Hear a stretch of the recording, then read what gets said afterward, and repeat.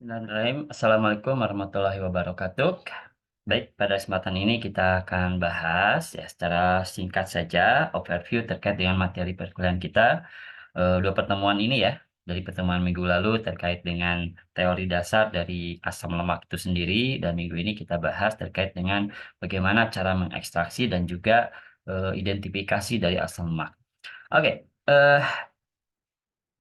mungkin bahasan saya tidak terlalu panjang karena di sini hanya sekedar overview saja untuk mungkin meluruskan terkait dengan apa yang menjadi tema utama dari materi kita ya supaya Anda tidak tersesat lah ya. Oke, kalau kita lihat secara umum gitu ya, senyawa di alam ini kita bagi menjadi dua itu. Ada senyawa yang larut air dan ada senyawa yang tidak larut air. Nah, apa bedanya? Jelas ya, secara fisik saja larut air berarti ketika ditambahkan air dia akan langsung bercampur ya. Adapun yang tidak larut air, ini ada yang memang tidak larut airnya itu sangat tidak larut air, ya ini masuk kategori-kategori yang non polar ataupun ada yang dia sebenarnya larut air, tapi perbandingan kelarutannya itu sangat besar. Jadi 1 banding 1000, 1 banding 10.000 itu ya. Maka itu masuk kategorinya yang semipolar seperti itu. Oke, kalau kita lihat dari sisi wujudnya, senyawa yang tidak larut air ini ada yang bentuk padatan dan ada yang bentuk cairan. Kita ketahui senyawa obat yang ada di pasaran, ya sebagian besar itu tidak larut air. Dari mulai parasetamol saja, kemudian ada obat-obat lain. Nah, kenapa bisa tidak air? Kita sudah bahas di minggu-minggu sebelumnya bahwa karakteristik kepolaran senyawa itu didasarkan pada struktur senyawa itu sendiri. Sebagian besar struktur senyawa yang bersifat atau berkhasiat obat itu cenderung memang memiliki banyak gus hidrokarbon, sehingga dia memang relatif tidak larut. Oke, senyawa yang tidak larut air, bentuknya padatan ini kita sebut sebagai lipid. Jadi kalau Anda mendengar istilah lipid, maka itu bukan berarti sama dengan lemak gitu ya. Kenapa? Karena lipid ini adalah istilah umum untuk senyawa bentuk padatan yang tidak larut air. Adapun senyawa bentuk cairan yang juga tidak larut air, ini kita sebut sebagai minyak. Jadi kalau Anda mendengar istilah minyak, maka istilah tersebut akan terikat pada apapun itu gitu ya, satu zat yang mana bentuknya cairan dan tidak larut air. Nah, kita lihat yang padatan dulu ya. Lipid ini ada tiga secara umum ya pembagiannya. Ada lipid kompleks, ada proteolipid, dan ada lipid sederhana. Lipid kompleks ini mungkin dan juga proteolipid kita mengenal adanya di dinding sel di dalam tubuh kita. Nah, makanya kenapa tubuh kita itu ketika kita mandi tidak lumer gitu ya. Kenapa? Karena di situ dia ada lipid kompleks, padatan yang tidak larut air. Kebayang gitu ya kalau tubuh kita terdiri dari padatan yang larut air, kita nggak bisa mandi gitu, karena pasti kita akan terbawa air gitu ya. Luar biasa ya Allah menciptakan kita, di mana, susunan tubuh kita itu ada yang polar, ada yang semipolar, dan juga nonpolar. Kemudian ada juga lipid sederhana. Nah, di lipid sederhana kalau kita perhatikan di sini ada asil gliserol atau kita mengenal triasilgliserol atau kita singkat TAG. Bahasa Indonesianya adalah trigliserida. Apa itu trigliserida, TAG ini?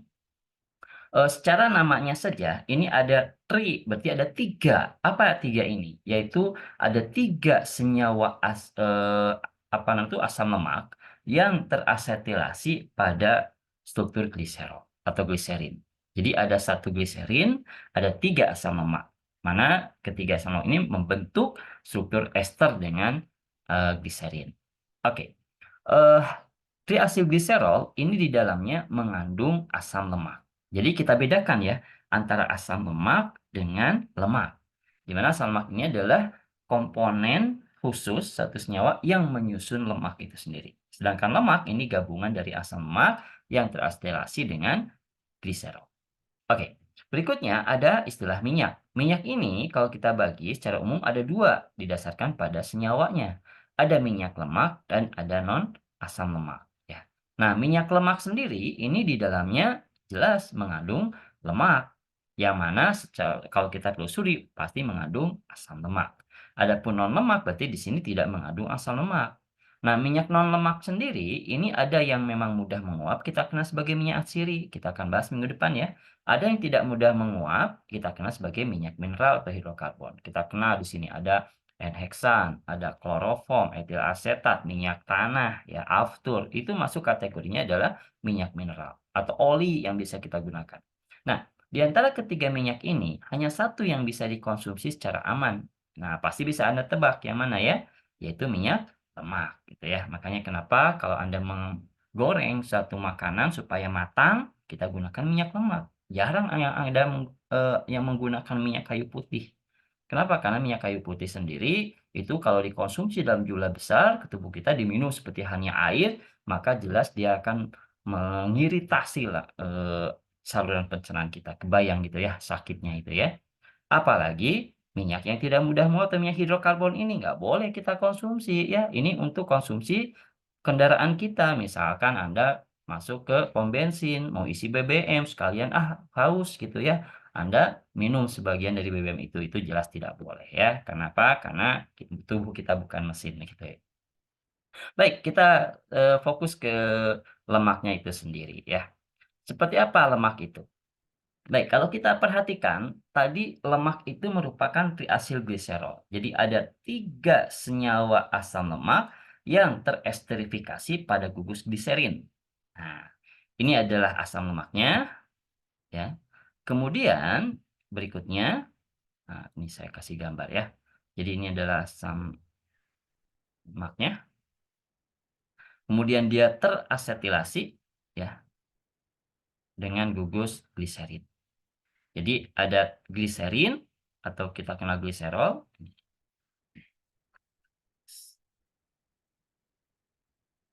Nah, ada gliserol, kemudian ada asam lemak. Nah, ada kekhasan dari struktur asam lemak.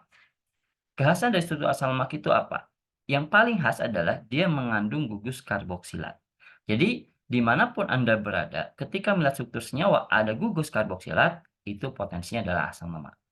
Tapi, ya, bagaimana cara membedakan asam lemak dengan asam asetat? Nah, asam lemak ini memiliki gugus karboksilat dan dia terikat oleh rantai karbon yang panjang, ya, alifatik. Dan biasanya rantai karbon panjang ini dia tidak memiliki cabang, ya, tidak memiliki cincin atau kita kenal alifatik, ya. Minimal panjangnya adalah 4 karbon.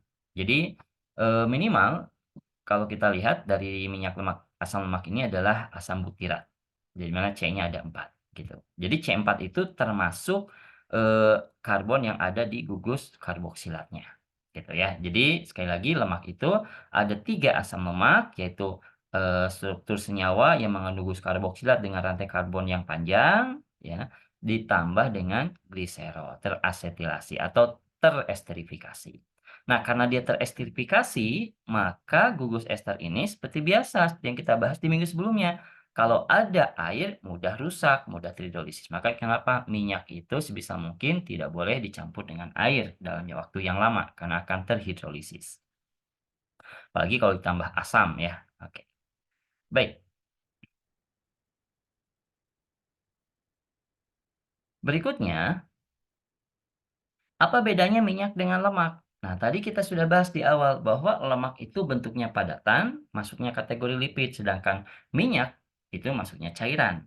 Nah, kalau kita perhatikan, pada dasarnya struktur penyusun antara minyak dan lemak itu sama. Jadi, minyak lemak dan lemak ini sama-sama triacylglycerol. Bedanya apa? Dalam hal wujud. Di mana kalau lemak ketika dia disimpan pada suhu kamar itu wujudnya padatan. Baru dia akan lumer menjadi cairan kalau dia dipanaskan. Adapun minyak pada suhu kamar bentuknya cairan. Nah, jadi ada perbedaan di sini antara minyak lemak dengan lemak itu sendiri, yaitu dalam hal wujud. Nah, kenapa bisa demikian? Kenapa ada lemak yang wujudnya padatan, ada lemak yang wujudnya cairan? Nah, disinilah uniknya. Kita akan bahas terkait dengan adanya komponen penyusun lemak itu sendiri, yaitu asam lemak. Asam lemak sendiri ini memiliki banyak sekali karakteristik, yang mana kalau kita mengenal karakteristik itu, maka kita bisa membedakan dengan sendirinya seperti itu ya. Dan kita juga di sini ingin coba menghindari adanya istilah bahwa lemak itu jahat. ya, bahwa lemak itu buruk untuk tubuh kita. Nah, itu biasanya digembar-gemborkan oleh mereka-mereka yang memang, sekuler ya. Sekuler itu memisahkan antara keilmuan dengan akidah. Kalau kita sebagai umat Islam, tentunya tidak bisa kita menjudgment bahwa lemak itu buruk, ya. Kita sudah pernah bahas ya, bahwa yang buruk itu bukan lemaknya, tapi ada sesuatu. Apa itu? Gitu ya, kita bahas mungkin di lain waktu. Oke, kita lanjutkan ya, ke materi yang lain. Nah, di sini kita lihat terkait dengan, sumber dari lemak itu sendiri gitu ya, dari banyak sekali. Dan menurut saya, semua organisme yang tumbuh atau yang ada di dunia ini, itu mengandung lemak, ya, organisme hidup. Bakteri mengandung lemak, termasuk kita mengandung lemak, gitu. Kenapa? Karena lemak, kemudian ada protein, ada karbohidrat. Ketiga senyawa ini merupakan metabolit primer, yaitu senyawa yang dibutuhkan oleh seluruh organisme hidup. Nah, kecuali mungkin, apa namanya itu, virus ya. Virus juga kan dia ada kapsulnya tuh. Kapsulnya kemungkinan dalamnya ada, lemaknya juga gitu ya. Bakteri ada dinding sel, ada sitoplasma dan sebagainya, itu di dalamnya ada lemaknya juga gitu ya. Ada karbohidratnya juga. Jadi, lemak itu ada di semuanya. Namun, ada ya beberapa sumber lemak yang nantinya akan dijadikan sebagai sumber konsumsi. Nah, jadi tidak semuanya sumber lemak itu bisa dijadikan sebagai sumber konsumsi. Contoh, babi, lemaknya banyak, nggak bisa kita jadikan sumber konsumsi, udah jelas haram, gitu kan. Ya, kalau seandainya kita ingin mengambil lemak, maka dari mana kita bisa mengambil lemak? Bisa dari buah-buahan, bisa dari sayur-sayuran, bisa dari ikan, bisa juga dari daging dan telur, seperti itu. Baik, eee, jenis sumber minyak lemak sendiri ada minyak nabati, ada minyak hewan ini, jelas ya dari istilahnya sendiri kita bisa bedakan. Oke, saya ingin langsung masuk ke materi terkait dengan lemaknya itu sendiri gitu ya. Nah, ini terkait dengan, biosintesisnya, di mana biosintesis lemak secara umum ya, itu melibatkan 2 golongan enzim. Jadi ada 2 enzim yang terlibat pada biosintesis lemak. Apa itu? Yang pertama ada enzim, elongase, long ya, pemanjangan. Jadi enzim ini akan memperpanjang rantai karbon dari asam lemak. Nah, perpanjangan rantai karbon asam lemak itu kaidahnya itu adalah penambahan 2 karbon. Jadi dari C4 ke C6, C8, jadi C10, C12 sampai biasanya sampai C24. Ya, jadi ada asam lemak yang rantai karbonnya jumlahnya C24 dan di situ ada rantai karbon yang lurus. Gitu. Nah, selain adanya enzim yang memperpanjang rantai karbon, ada juga satu enzim lagi yang mana enzim ini dia akan menghasilkan ikatan rangkap pada lemak. Jadi ada yang berpanjang, ada yang menghasilkan ikatan rangkap. Nah, penghasil ikatan rangkap ini adalah secara prosesnya ya, secara sederhananya dengan menghilangkan 2 gugus hidrogen. Nah, maka enzim ini kita kenal sebagai enzim dehidrogenase atau enzim desaturase. Kenapa dikatakan desaturase? Baik, secara istilahnya begini. Yang namanya, struktur asam lemak ya, struktur Eee, jenuh ya, kita kenal ada struktur jenuh, kita istilahkan dia sebagai struktur yang tersaturated atau struktur yang tersaturasi. Nah, artinya struktur yang tersaturasi ini atau yang jenuh ini, maka struktur ini adalah struktur yang memang tidak bisa diisi oleh struktur-struktur senyawa yang lain. Kenapa? Karena dia sudah penuh dengan struktur atau dengan unsur hidrogen. Jadi, ketika ada rantai karbon, di dalamnya sudah penuh dengan unsur hidrogen, maka dikatakan dia jenuh. Maka di situ dikatanya biasanya tunggal, tidak, jamak gitu ya, atau tidak, apa nama itu, tidak rangkap. Nah, kemudian yang berikutnya adalah bagaimana si struktur ini, ya, dari jenuh ini, dia bisa menjadi ikatan rangkap. Nah, dari jenuh dia menjadi ikatan rangkap, berarti di sini terjadi adanya pengurangan gugus hidrogen, karena tadi jenuh itu kan penuh dengan hidrogen. Nah, sekarang hidrogennya dihilangkan. Maka karena kehilangan hidrogen, sedangkan karbon sendiri itu dia harus mengikat 4 gugus, ya, dia punya 4 tangan, maka si antar karbon dia akan membentuk ikatan rangkap. Jadi saling mengikat. Nah, ikatan rangkap inilah yang kita kenal sebagai desaturasi. Jadi, adanya enzim desaturasi adalah enzim yang bisa menghasilkan ikatan rangkap. Dengan cara bagaimana? Menghilangkan 2 gugus hidrogen. Nah, dengan adanya enzim elongase dan desaturase, maka kita akan menghasilkan beragam minyak lemak, yang mana minyak lemak ini ada yang minyak lemak jenuh, ya, tidak punya ikatan rangkap, dan ada minyak yang tak jenuh, memiliki ikatan rangkap. Nah, minyak yang tak jenuh sendiri, ini kita bagi dua. Ada minyak tak jenuh, yang cuman punya ikatan rangkapnya cuma satu. Maka kita kenal sebagai minyak tak jenuh satu ikatan rangkap, atau monounsaturated fatty acid. Kita kenal, singkatannya adalah MUFA. Yang kedua adalah ada minyak lemak tak jenuh, ikatan rangkapnya banyak. Ya, atau kita kenal sebagai polyunsaturated fatty acid atau kita kenal sebagai PUFA. Jadi kalau ada istilah MUFA, FUFA, PUFA, maka itu menandakan itu adalah minyak lemak yang memiliki ikatan rangkap, gitu ya. Oke, tadi, karena ini tayang video, jadi kalau Anda tadi nggak paham, silahkan Anda bisa ulangi kembali, terkait dengan penjelasan saya tadi, apa bedanya antara jenuh dengan tak jenuh, apa perannya dari enzim elongase dan desaturase. Baik, ini, hasil penelitian terkait dengan kandungan minyak gitu ya, di beberapa jenis, kacang-kacangan. Ini sudah kita publikasikan ya di jurnal. Baik. Nah, khusus terkait dengan minyak ikan. Nah, minyak ikan ini adalah minyak yang menurut saya cukup seksi ya. Kenapa seksi? Karena minyak ikan ini banyak diperdagangkan. Sebagian besar minyak-minyakan yang dijual di pasaran untuk dijadikan obat itu sumber dari minyak ikan, gitu ya. Nah, eh, kita lihat di sini, kenapa minyak ikan ini banyak dijadikan sebagai sumber dari obat-obatan, khususnya di sini adalah omega 3. Baik, kita bahas dulu omega 3 sedikit ya, mungkin nanti lebih jelasnya kita akan bahas di belakang. Omega 3 ini adalah asam lemak yang paling esensial. Nah, jadi paling esensial dibutuhkan oleh tubuh kita. Ada 2 asam lemak omega 3 yang dibutuhkan tubuh kita dan tidak bisa diproduksi oleh tubuh kita secara, eee, apa namanya itu, secara mandiri, yaitu ada omega 3 EPA ya atau eicosapentaenoic acid. Nah, ini jumlah C-nya adalah 20, maka di sini kita sebut adalah, omega 3 C20. Dan ada yang satu lagi adalah DHA, docosahexaenoic acid. Jadi ada, asam lemak namanya DHA, jumlah karbonnya adalah 22.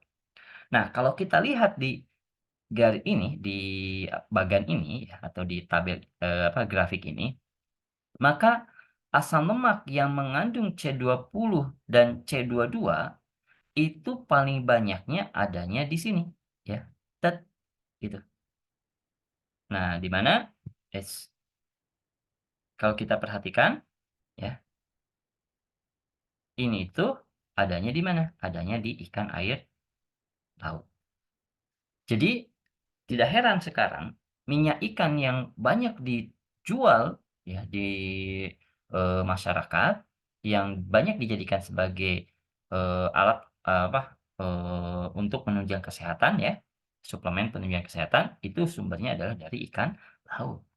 Karena kalau kita bandingkan dengan ikan air tawar, kita bahkan bandingkan dengan manusia, manusia sama sekali tidak menghasilkan omega 3 yang tadi saya sebutkan, gitu.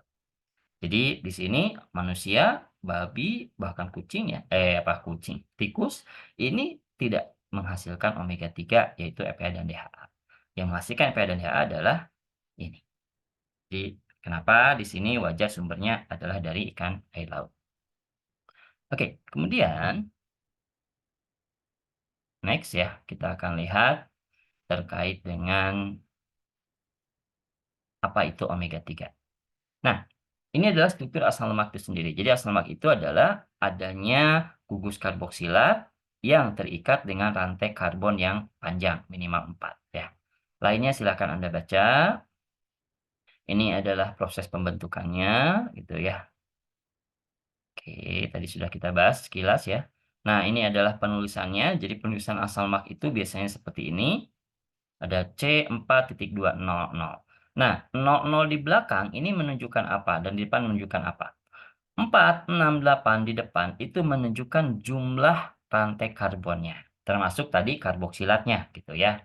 Nah, adapun yang setelah titik 2 ini menunjukkan terkait dengan jumlah ikatan rangkap. Tadi kita sebut dengan adanya enzim desaturase, maka ada asam lemak yang punya ikatan rangkap, kita kenal sebagai asam lemak tak jenuh, ada asam lemak yang jenuh, tidak punya ikatan rangkap. Jadi di sini kita bisa lihat ya, ada yang punya ikatan rangkap, dan ini 11C ini artinya apa? Ikatan rangkap di sini itu ada di posisi karbon 11, dihitung dari karboksilatnya. Nah, ada 17.200, berarti ini adalah asam lemak yang punya rantai karbonnya 17, tapi tidak punya ikatan rangkap. Berarti ini jelas jenuh. Ada 18.21 ya, maka di sini ada C18, ada 18 rantai karbon, punya satu ikatan rangkap, posisi ikatan rangkapnya ada di 9. C-nya ini menandakan apa? C-nya ini adalah menandakan cis. Jadi kalau kita lihat, ikatan rangkap itu akan selalu membentuk dua geometri, yaitu cis dan trans. Ya, masih ingat ya, cis dan trans itu bedanya seperti apa? Nah, jadi ada yang membentuk cis, ada yang membentuk trans. Kalau kita lihat di spektroskopi massa, kalau cis itu dia ditandakan sebagai Z, kalau trans itu ditandakan sebagai E, seperti itu ya. Dan lain sebagainya. Jadi kalau ada 5 ikatan rangkap, jadi di sini ada 5 cis, 8 cis, 11 cis, 14 cis, 17 cis. Jadi seperti ini gitu ya. Ini menggambarkan terkait dengan struktur dari asam lemak itu sendiri. Baik, kemudian kita mengenal ada asam lemak omega 3. Nah, kalau ini terkait dengan asam lemak jenuh dan tak jenuh ya, kita sudah bahas tadi ada yang jenuh, ada monounsaturated fatty acid, MUFA, ada FUFA. Ya, silakan nanti diulang lagi. Nah, ada omega. Apa itu omega?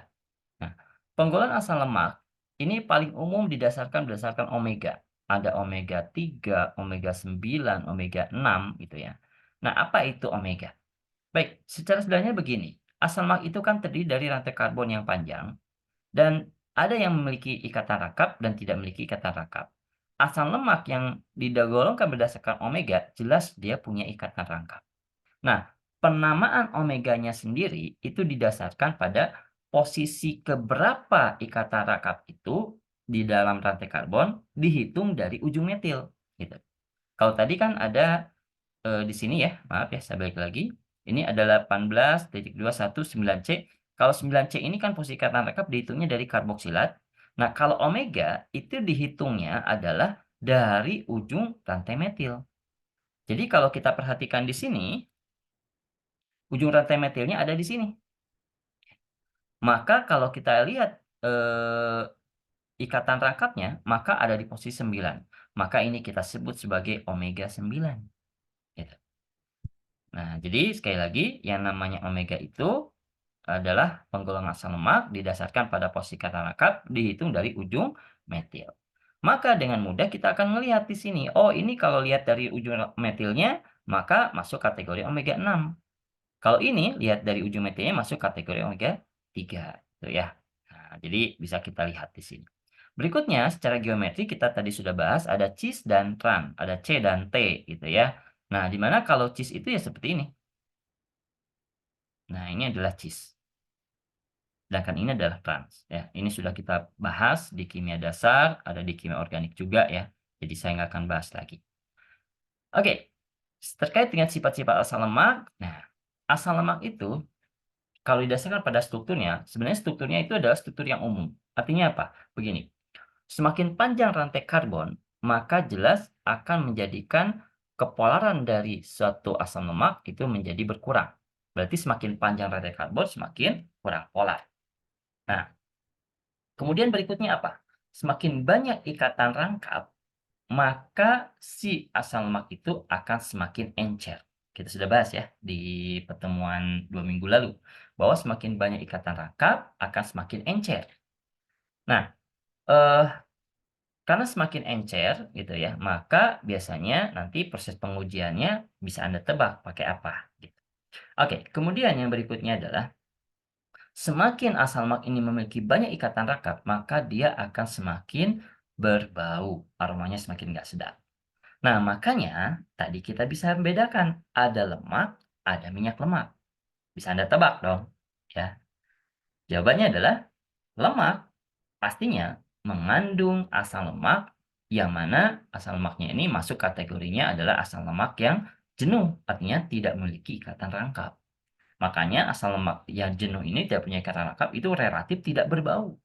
Contoh apa? Mentega, margarin. Cek Anda, cium aromanya, relatif nggak berbau gitu ya. Kenapa? Karena di situ asam lemaknya jenuh, makanya bentuknya padatan, dan tidak ada ikatan rangkap. Kalaupun ada, mungkin sedikit ikatan rangkapnya. Nah, adapun asam lemak yang bentuknya cair, nah ini akan membentuk nanti minyak. Jadi minyak lemak itu tersusun atas asam lemak yang memiliki banyak ikatan rangkap atau tak jenuh. Semakin banyak ikatan rangkap tak jenuhnya, maka dia semakin encer. Makanya kenapa asam lemak tak jenuh ini paling banyak digunakan untuk suplemen. Asam lemak jenuh paling banyak digunakan untuk apa? Biasanya untuk makan, gitu ya. Kalau Anda misalkan bikin roti, maka Anda gunakan mentega. Nah, asam lemak tak jenuh itu biasanya banyak digunakan untuk obat-obatan dan omega 3 bisa Anda tebak gitu ya, wujudnya pasti tak jenuh. Wujudnya kemungkinan adalah cairan. Kenapa? Karena dia mengandung banyak ikatan rangkap. Oke, itu terkait sifat dari asam lemak ya. Stabilitasnya silakan ini Anda bisa baca di sini ya. Nah, ada EPA dan DHA ini, kita kenal sebagai asam lemak omega 3 yang memiliki manfaat yang sangat besar bagi tubuh manusia, bagi kesehatan. Makanya ini banyak dicari ya. Baik, itu penjelasan singkat terkait dengan definisi dari lemak itu sendiri. Nah, berikutnya kita akan lanjutkan bahasannya adalah terkait dengan, eee definisi dari, ya apa namanya itu, metode dari, eee, pengambilan minyak itu sendiri atau ekstraksi minyak dan juga analisisnya seperti apa, gitu ya.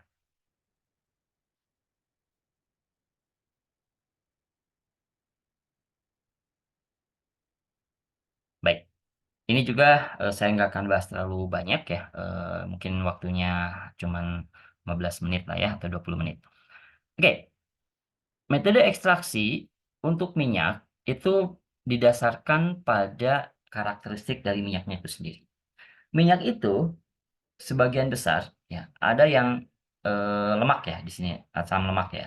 Asam lemak ini ada yang dalam bentuk padatan dan ada yang dalam bentuk cairan. Dan sebagian besarnya dia tidak larut air, artinya dia kurang polar. Sehingga metode ekstraksinya untuk minyak dan juga lemak supaya bisa terekstraksi semuanya, maka di sini yang lebih mudah adalah menggunakan pemanasan. Kenapa? Karena pada saat dipanaskan, karakteristik khusus dari lemak adalah ketika dia dipanaskan, maka dia akan meleleh, sehingga dia akan berbentuk cairan. Nah, ketika dia dalam bentuk cairan, maka dia akan lebih mudah keluar dari matriks sehingga bisa diambil. Gitu. Makanya kita mengenal ada 3 metode di sini. Metode pertama adalah metode fisik, di mana di sini terjadi proses pemanasan, ya kita kenal sebagai pengukusan atau wet rendering, ya. Eee, Pengukusan ini ya jangan jauh-jauh lah ya, misalkan Anda bikin jagung rebus, nah jagung itu kan tidak direbus ya sebenarnya, tapi jagung itu dia disepan lah ya, apa ya, dikukus gitu ya, masukkan air, airnya diuapkan, kemudian uapnya itu akan menembus ke bahan. Ada metode mekanik, kalau mekanik ini adalah metode fisik atau kita kenal dry rendering, di sini tidak menggunakan pemanasan, tapi di sini hanya pengepresan. Nah, kalau pengepresan ini biasanya ya spesifik untuk, lemak asam lemak yang bentuknya cairan. Jadi kalau padatan nggak bisa. Hanya cairan saja. Contoh apa? Misalkan kita ingin mengambil, minyak ikan gitu ya, di mana minyak ikannya kaya akan omega 3, maka kita gunakan pengepresan. Kita akan mengambil minyak dari, alpukat misalkan, atau kita akan mengambil minyak dari biji-bijian gitu ya. contoh dari biji jarak dan sebagainya, maka metodenya adalah metode mekanisme ini. Dan ada metode kimia. Nah, metode kimia ini metode yang paling banyak diaplikasikan, gitu ya. Nah, kenapa? Karena metode kimia ini selain dia ada proses pemanasan, dia juga ada proses pengambilan atau pelarutan menggunakan pelarut. Makanya di antara ketiga metode ini, metode kimia ini adalah metode yang rendemennya paling banyak dibandingkan metode lain. Tapi permasalahannya adalah dengan metode pemanasan gitu ya, ini ada beberapa asam lemak, khususnya yang tak jenuh, yang rentan dia termolabil. Ya, artinya dia tidak tahan terhadap pemanasan, strukturnya berubah. Nah, tapi overall ya, didasarkan pada tujuan pengambilan minyak, didasarkan pada karakteristik minyaknya, didasarkan pada wujud dari minyaknya, maka ketiga metode ini bisa diaplikasikan. Nah, metode fisik dan metode mekanik ini cenderung metode yang lebih mudah. Bahkan metode fisik bisa kita lakukan di rumah. Metode mekanik mungkin tidak bisa dilakukan di rumah karena harus menggunakan bantuan alat. Ya. Metode kimia atau metode solvent extraction ini biasanya kita gunakan alatnya adalah soklet. Nah, sebenarnya tidak hanya soklet ya, bisa gunakan alat lain. Tapi yang paling mudah kita gunakan soklet. Kenapa? Karena dengan menggunakan soklet, maka kita dimudahkan tidak lagi harus melakukan proses penyaringan. Oke, ini, wet renderingnya seperti ini, kemudian ini dry rendering, dan ini adalah solvent. Silakan nanti Anda bisa, bahas kembali ya, bisa baca kembali. Nah, ada metode yang lebih modern di sini adalah menggunakan supercritical fluid extraction atau SFE ya, kita sudah bahas metodenya seperti apa, dan kemudian ketika kita mendapatkan minyak hasil ekstraksi, minyak tersebut itu tidak dalam kondisi yang murni, banyak pengotor di situ. Pengotornya biasanya adalah adanya fosfatida. Biasanya kayak ini dari, apa namanya itu, kulit, apa, dari, minyak ikan biasanya itu banyak fosfatidanya ya, itu adanya, protein-protein yang terdispersi di minyak. Nah, ini kan harus dihilangkan. Kemudian ada juga aroma yang nggak sedap, itu biasanya bawaan gitu ya, aroma itu biasanya bersifat zat kimia. Jadi zat kimia bawaan dari si minyaknya itu sendiri, dan lain sebagainya. Nah, ada juga yang mengandung logam berat. Nah, kalau logam berat ini biasanya akan menjadikan minyaknya berwarna lebih kusam, gitu ya. Nah, oke. Dari karakteristik minyak ruahan tersebut atau minyak mentah tersebut, maka kita harus lakukan proses pemurnian. Nah, sama seperti halnya minyak goreng. Minyak goreng itu setelah diambil dari sawit, ya harus dimurnikan dulu, nggak bisa langsung dijual, gitu. Nah, pemurniannya bagaimana? Secara umum ya, metode pemurnian itu ada 4 tahapan. Yang pertama adalah degamming, yang kedua adalah netralisasi, ketiga pemujatan, keempat deodorisasi. Nah, metode ini adalah metode yang umum dilakukan. Apa itu degamming? Gam itu permen gam ya. Kalau Anda pernah mengunyah permen gam, permen karet, kunyah terus gitu ya, sampai akhirnya dia akan membentuk gumpalan. Nah, itu adalah gam. Nah, degamming ini adalah metode pemurnian untuk menghilangkan fosfatida-fosfatida yang masih terdispersi di minyak. Dengan cara apa? Dia akan diagregasi, dikumpulin gitu ya.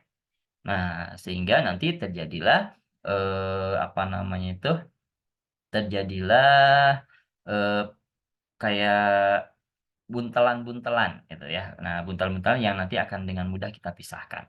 Nah, degamming ini biasanya kita gunakan, NaCl jenuh, ya. Jadi garam jenuh ini nanti akan mengusir si fosfatida yang masih menempel di atau terdispersi di minyak. Kemudian ada metode netralisasi. Nah, netralisasi ini untuk apa? Netral berarti penetralan. Nah, minyak sendiri ini tadi bentuknya adalah trigliserida. Nah, trigliserida ini nanti ada sebagian yang dia rusak. Rusaknya karena terhidrolisis. Ketika dia terhidrolisis, maka akan menghasilkan asam lemak yang tidak terikat dengan minyak. Ya. Nah, kemudian nanti asam lemak ini harus dihilangkan. Kenapa? Karena dia akan menjadi pengotor. Nanti kita akan bahas lebih lanjut.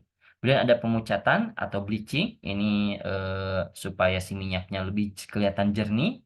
Dan ada deodorisasi. Ini menghilangkan bau aroma tak sedap yang dihasilkan oleh minyak. Baik, kemudian berikutnya adalah ada metode pemurnian khusus untuk asam lemak, PUFA, dan PUFA ini asam lemak dengan ikatan rangkap yang banyak ya. Khususnya di sini kalau Anda ingin memurnikan omega 3 dari minyak lemak lainnya, khususnya dari SFA. Pemurniannya bagaimana? Bisa dengan kristalisasi, yang kedua adalah dengan fraksinasi. Oke, saya coba singkat dulu ya. Jadi degaming ini adalah menghilangkan fosfatida yang masih terdispersi di minyak. Caranya bagaimana? Kita tambahkan NaCl jenuh. Jadi larutan garam yang sudah jenuh dengan garamnya. Nah, ketika ditambahkan, nanti si garam itu dia akan mengusir si fosfatida yang terdispersi. Ketika terusir, dia juga akan menggumpalkan fosfatida itu, akan mengagregasi. Hasilnya adalah seperti ini. Jadi minyaknya menjadi lebih jernih, ya, sedangkan fosfatidanya akan terkumpul di tengah-tengah, di bawahnya ini adalah air, gitu ya, air yang membawa garam tadi. Jadi di sini fisik sekali, hanya proses pelarutan gitu ya, di mana nanti minyaknya jelas tidak akan bercampur dengan air. Nah, garamnya apakah akan masuk ke sini? Enggak. Nah, garam itu kan polar, maka garam akan lebih larut di air. Jadi fungsi garam itu hanya akan mengambil dan mengusir fosfatidanya saja. Kemudian netralisasi itu dilakukan untuk menghilangkan asam lemak yang terbebas. Oke, kalau kita perhatikan misalkan begini ya, saya gambarkan. Ini adalah TG, trigliserida. Trigliserida itu mengandung apa? Ada gliserol dan ada asam lemak. Nah, ketika dia di eh, dalam larutan, ya, dan di situ ada air ataupun ada asam, maka asam lemak ini dia akan terhidrolisis. Karena tadi dia sifatnya adalah ester. Ketika dia terhidrolisis, maka dihasilkanlah asam lemak bebas. Nah, asam lemak bebas inilah yang menjadi pengganggu, sehingga asam lemak bebas ini dia harus dihilangkan. Bagaimana penghilangannya? Adalah dengan netralisasi. Karena di sini adalah asam, maka netralisasi itu dia gunakan basa. Makanya di sini kenapa dihasilkan dengan basa NaOH? Karena yang akan kita hilangkan adalah asam lemak bebas, yang sifatnya adalah asam. Oke ya. Kalau asam ditambah basa, maka akan menjadi garam. Nah, garam ini biasanya sering dimanfaatkan oleh industri untuk menghasilkan sabun. Makanya gak heran gitu ya, ada orang-orang yang memanfaatkan minyak jelantah yang sudah nggak kepake untuk menghasilkan basis sabun. Caranya bagaimana? Minyak jelantah itu tinggal ditambahkan NaOH, ya, tambahkan metanol sedikit, eh, nggak usah nggak usah tambah metanol sih sebenarnya ya, tambah NaOH saja, maka dia akan jadi sabun. Kalau tadi ditambah metanol itu nggak jadi sabun ya, itu jadinya adalah biodiesel. Jadi kalau Anda dari minyak jelantah itu ya, dari asam lemak itu, Anda menjadikan sabun, Anda tinggal tambahkan NaOH. Tapi kalau Anda ingin jadikan minyak jelantah ini sebagai bahan baku BBM, ya, bahan bakar mesin, ya, khususnya untuk diesel, maka di sini Anda tidak tambahkan metanol. Tambahkan minyak, tambahkan metanol, tambahkan di situ NaOH, panaskan dikit. Maka akan dihasilkanlah biodiesel, yaitu bahan bakar untuk diesel. Nah, jadi biodiesel itu bisa dari minyak, ya, dari minyak jelantah. Oke, berikutnya adalah terkait dengan seperti apa sih konsentrasi NaOH yang ditambahkan pada netralisasi. Kita kenal ada namanya derajat Baume. Silakan lihat di sini ya. Ini tabel. Kalau kita ingin membuat derajat Baume-nya adalah 20, maka berapa gram NaOH yang sudah dilakukan dalam 100 mili ya. Dan ini akan ada kesetaraan persentasenya. Oke. Kemudian bleaching. Nah, bleaching ini biasanya kita lakukan dengan proses penyaringan. Nah, penyaringannya ini ada yang menggunakan filter, ada yang menggunakan adsorben. Adsorben yang digunakan ada yang biasanya tanah serap, Fuller Earth ya, atau kita kenal sebagai bentonit, ada lempung aktif dan juga atau ada juga arang aktif ya. Kemudian berikutnya adalah deodorisasi, ini menghilangkan bau. Nah, bau ini biasanya dia dihasilkan dari senyawa-senyawa yang sifatnya adalah lebih mudah menguap. Nah, sehingga proses penghilangan bau ini adalah dengan cara diuapkan, misalnya menggunakan evaporator. Baik, berikutnya parameter mutu minyak lemak. Jadi setelah kita dapatkan minyak, kemudian kita uji parameter mutunya. Bagaimana pengujian parameter mutu minyak lemak? Saya bahas singkat saja ya, untuk lebih jelasnya silahkan nanti Anda baca di materinya. Oke, kalau kita gambarkan begini, minyak itu. Jadi ini adalah minyak, di mana minyak itu mengandung gliserol terikat dengan asam lemak. Tadi ada asam lemak yang terlepas, ya, karena hidrolisis. Baik. Nah, eh, asam lemak yang terbebas ini, maka ini akan menjadi masalah. Coba ya pointernya kenapa kecil sekali ini.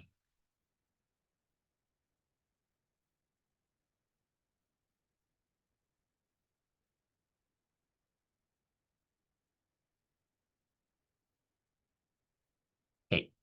Nah, asam lemak bebas ini jelas bermasalah. Kenapa bermasalah? Karena dia mudah sekali terhidrolisis. Dia mudah sekali rusak, ya, sampai akhirnya dia teroksidasi, akan menghasilkan aroma yang nggak sedap. Biasanya bau tengik tuh. Ya, kalau bau tengik itu pasti ada asam lemak yang terlepas dari eh, TAG-nya. Ya, ini adalah TAG, triacylglycerol. Nah, kualitas asam lemak itu didasarkan pada seberapa besar kandungan asam lemak bebasnya.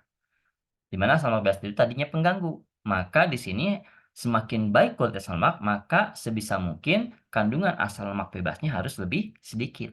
Gitu. Bagaimana caranya menguji kandungan asam lemak? Menguji kandungan asam lemak ini adalah dengan menggunakan bilangan asam.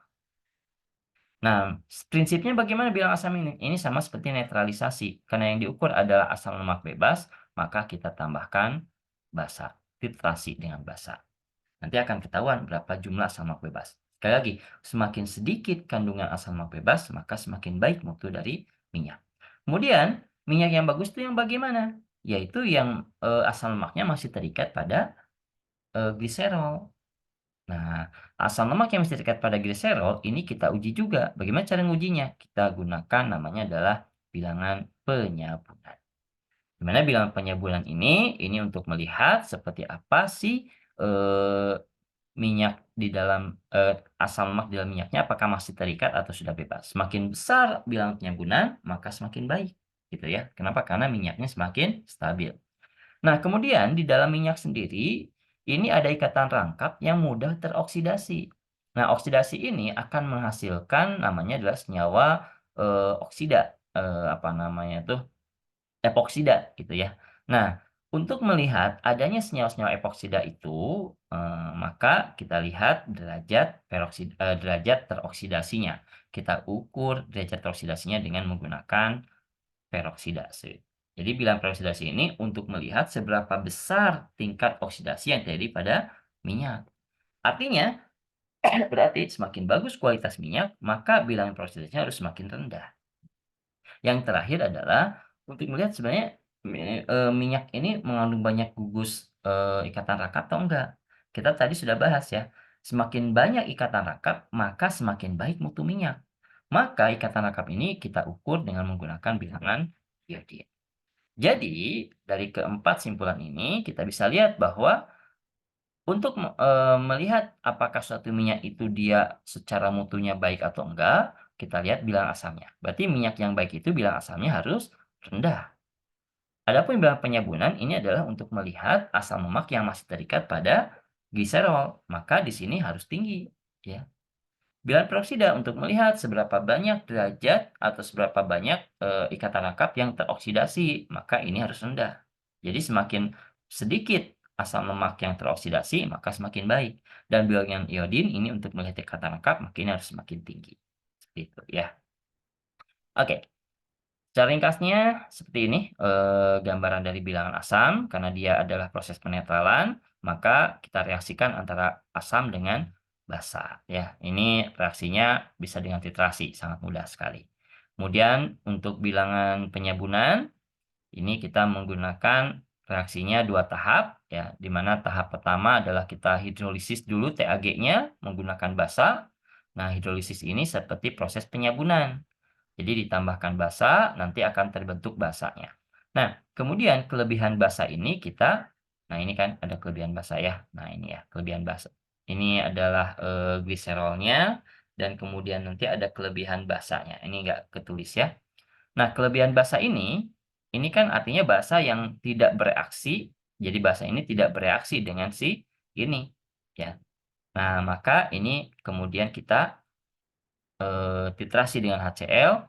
Nah, nanti kelebihan basa ini nanti akan menentukan seberapa banyak basa yang bereaksi. Basa yang bereaksi ini nantinya akan menunjukkan seberapa banyak kandungan eh, asam lemak yang terikat pada gliserol. Jadi semakin besar dan jumlah bilangan penyebutannya maka semakin baik. Ya, jadi ada dua tahap begini. Adapun untuk bilangan peroksida ini untuk melihat derajat teroksidasinya satu gugus asam lemak, maka semakin rendah derajat peroksidanya, maka akan semakin baik. Ini tahapannya juga ada dua, itu ya, Anda bisa lihat di sini. Dan yang berikutnya adalah, nah ini sedikit ya, terkait dengan indikatornya. Nah, indikatornya di sini menggunakan kanji. Kanji itu larutan apa? Larutan kanji ya, itu kan bening, jernih ya, tidak berwarna. I2 itu warnanya kuning, ketika kanji dan I2 berikatan itu akan berwarna ungu.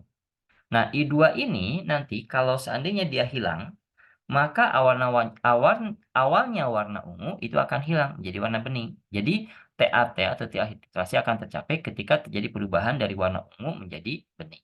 Gitu ya. Oke, kemudian ada bilangan iodin. Nah, bilangan iodin ini ada metodenya adalah Kaufman, ada Witts, dan ada Hanus. Silakan Anda lihat ya perbedaannya seperti apa. Dan di sini juga ada dua tahapan. Secara umum, metode ini hampir mirip dengan metode penetapan angka peroksida ya. Sama-sama di sini menggunakan indikatornya adalah kanji dan juga menggunakan I2 sebagai eh, apa nama itu pelabelnya gitu ya, untuk menentukan apakah di sini sudah terjadi titrasi atau belum. Baik, yang berikutnya adalah kita akan melakukan analisis kandungan asam lemak di dalam minyak.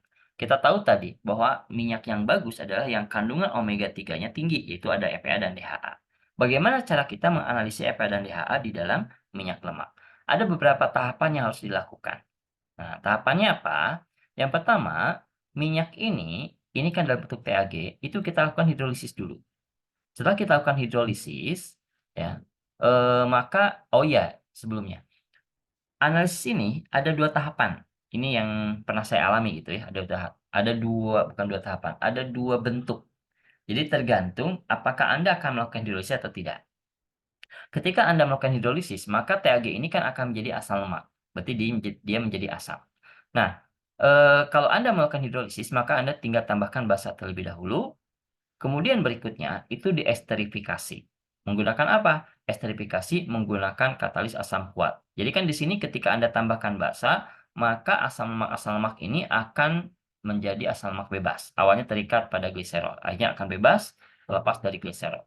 Nah, kemudian ketika dia diesterifikasi dengan penambahan metanol, plus di situ ada asam kuat, misalkan H2SO4, HCl pekat, dan sebagainya gitu ya, yang asam kuat lah ya, maka dia akan menghasilkan fame. Kemudian, kalau seandainya Anda tidak melakukan hidrolisis, maka yang terjadi apa? Maka di sini kita lakukan namanya transesterifikasi. Jadi kalau tadi adalah esterifikasi, kalau sekarang adalah transesterifikasi. Nah, transesterifikasi ini beda dengan esterifikasi. Kalau esterifikasi tadi dari asam lemak, kemudian tambahkan asam kuat, yang tambahkan metanol ya, jadilah fame. Kalau di sini transesterifikasi, dia tidak ditambahkan asam kuat, tapi ditambahkan basa kuat. Kemudian sama tambahkan metanol, nanti akan menghasilkan fame. Apa sih fame? Fame itu adalah singkatan dari fatty acid methyl ester. Jadi ini adalah suatu ester. Jadi fame itu adalah suatu ester antara asam lemak dengan metil. Metilnya dari mana? Dari metanol. Ya, jadi fungsi basa kuat dan asam kuat ini adalah sebagai katalis. Nah, proses esterifikasi maupun esterifikasi ini adalah proses pembentukan biodiesel. Makanya tadi ya, dari minyak jelantah, kalau Anda cuma tambahkan basa akan menghasilkan sabun. Tapi kalau minyak jelantah ini Anda tambahkan basa plus di situ ada metanol, jadilah biodiesel. Nah, inilah biodiesel, FAME. Gitu. Dari FAME ini maka kita lakukan analisanya menggunakan KGSM. Kenapa sih bisa dengan KGSM? Kenapa nggak langsung dari TAG-nya aja jadi KGSM? Kita perhatikan, TAG ini adalah lemak, yang mana lemak ini ataupun minyak lemak yang mana dia titik didihnya sangat tinggi gitu ya, tinggi sekali gitu. Makanya kenapa kalau Anda menggoreng ya, goreng pada suhu yang sangat panas, minyaknya nggak nguap ya. Kebayang ya, kalau Anda pakai minyak minyak sayur, kemudian ketika goreng minyaknya habis terus, pasti akan boros gitu. Nah, makanya TAG ini nggak bisa diukur secara langsung menggunakan KGSM. Harus diapakan dulu? Dipecah-pecah dulu jadi asam lemak. Asam lemak juga nggak bisa langsung diukur menggunakan KGSM. Ya, kromatografi gas. Kenapa? Kalau kita lihat dari strukturnya, nah ini, asam lemak itu kan strukturnya seperti ini. Yes. Nah, di dalam asam lemak itu ada gugus hidroksi. Kita sudah bahas ya kemarin. Kalau ada gugus hidroksi, maka dia akan semakin menjadikan larutan menjadi lebih kental atau cairan menjadi lebih kental atau kalau semakin banyak akan semakin padat. Nah, gimana caranya supaya dia bisa diukur dengan KGSM? Maka OH-nya itu kita hilangkan, kita konversi. Makanya kita kenal derivatisasi. OH-nya jadi apa? Menjadi seperti ini. Maaf ya, ini karena saya menggunakan mouse. Es, eh, kita hapus dulu. Oke, kita ulangi. Es. Nah, jadi karena awalnya dia berbentuk seperti ini gitu ya. Eh, Maka kita ubah dia menjadi bentuk seperti ini.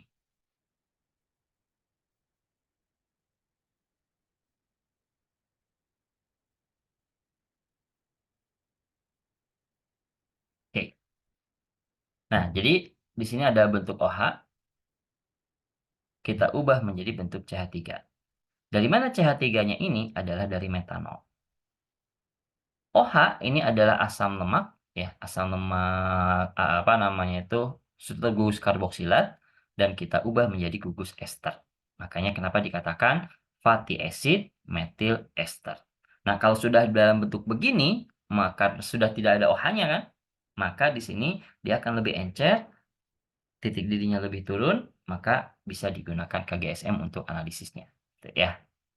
Jadi, seperti itu bagaimana cara kita melakukan analisa kandungan asam lemak di dalam minyak itu sendiri. Jadi yang pertama, Anda harus menentukan apakah akan lakukan hidrolisis atau tidak. Kalau dilakukan hidrolisis, maka kita tambahkan dulu basa supaya nanti akan dihasilkan suatu asam lemak. Kemudian berikutnya diesterifikasi ya dari asam lemak dalam bentuk karboksilat dengan menggunakan asam kuat plus ya ada metanol sebagai penyumbang metilnya, maka dihasilkanlah fame.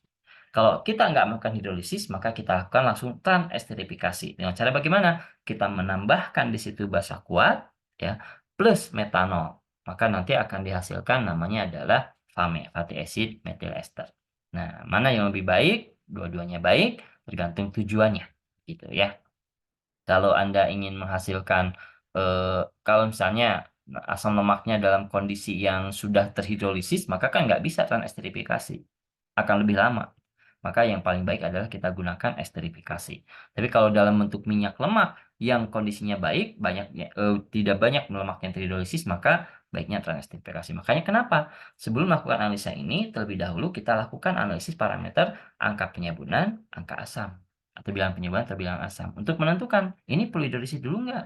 Kalau seandainya misalkan wah ini sudah banyak yang terhidrolisis nih gitu ya, saya tetap ingin mengukur asam lemak yang bebasnya ini, maka hidrolisis aja semua, kita tambahkan basa semua. Setelah jadi asam lemak semua, baru esterifikasi.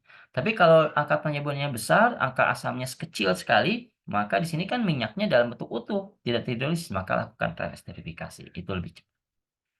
Baik, mungkin itu yang bisa saya bahas untuk hari ini gitu ya. Ini adalah hasil dari KGSM dan seperti ini ya. Nanti karena di sini menggunakan spektroskopi massa, yang mana spektroskopi massa ini hasil dari fragmentasi dari setiap senyawa itu ya, setiap unsur dalam senyawa, gugus dalam senyawa ini nanti akan kombinasikan, kemudian akan dibandingkan dengan data yang ada di dalam library-nya, basis library-nya, maka akan keluar di sini. Misalkan keluarnya metil tetradekanoat dan lain sebagainya ya. Nah, biasanya kalau kita itu berharapnya keluar, eicosapentaenoic acid. Nah, seperti ini ya, ini keluar nih. Atau docosahexaenoic acid. Nah, ini keluar ya. Jadi ini menandakan apa? Oh, ternyata di situ mengandung minyak, omega 3. Nah, lihat berapa sih dia konsentrasinya? Tinggal lihat di sini. Oh, konsentrasinya besar sekali gitu ya. Nah, jadi, KGSM ini memudahkan kita untuk analisis minyak lemak. Baik, itu yang bisa saya bahas untuk materi minggu lalu dan minggu ini gitu ya. Selamat Anda belajar secara mandiri dan semoga dengan tayangan ini memberikan wawasan bagi Anda. Sekian, wassalamualaikum warahmatullahi wabarakatuh.